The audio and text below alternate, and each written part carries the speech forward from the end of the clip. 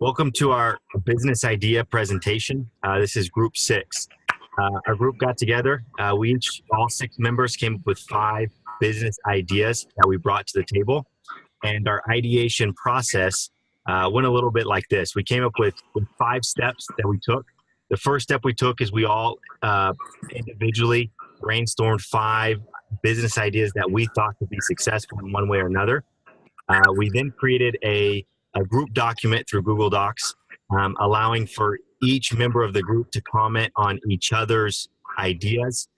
In those comments were criticism, debate. A lot of it was building off of each other's ideas to create even more ideas, which was extremely successful.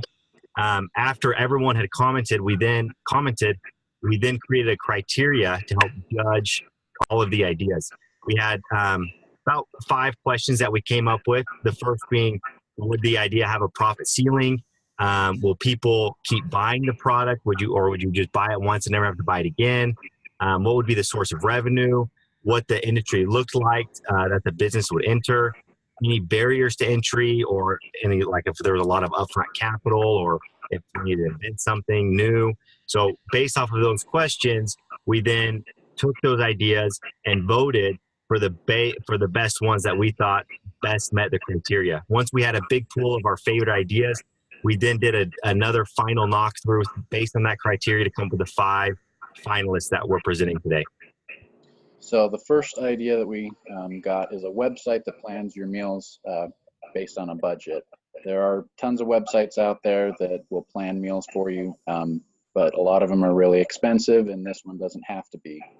So you just plug in a budget or a price, either per month or per meal, and then it'll pull from a database of recipes, and then based on which products or stores advertise with us, that's where it'll send you to go and to eat. The next idea, speaking of nutrition, is an in-home vitamin deficiency test. This would be like a blood sugar monitoring kit for diabetics. This one would connect to your smartphone, and it would show you, a lot of different information based on your blood test. You can save costs, which everyone can relate to. No one likes to go to the doctors. And then we could also sell test strips or charge a monthly subscription fee. Speaking of a subscription fee, our next idea was a subscription box for off-brand luxury items. People like waiting to get packages in the mail, and subscription boxes are a thriving industry. Also, cheap knockoff brands of luxury items like handbags, those sell really well. And so this would be a way of marrying both items or both industries. It would also create happy customers. Happy customers are loyal and they tend to spend more money, especially if you're getting a lot for a little. So our 4th idea was an online training platform called Do It Yourself. It would teach the layman how to solve problems in their lives, ranging from how to build your own shelf to checking your car oil to changing your windshield wiper fluid and fixing other small problems in your house. We were thinking we could talk with professionals and then provide information to consumers for a small subscription fee. And then eventually we could expand to brick and mortar locations that would provide in-person lessons. And then our last idea was a knife that never dulls. It originally started out as a sewing machine needle that never dulled, but we decided to expand the idea to other products and decided on the knife because the customer base was larger. And instead of selling the material to other businesses who would then create new products, we decided that we would retain ownership of the patent so we could expand beyond just knives and needles. We were thinking the knife could be made out of carbon fiber or synthetic diamond.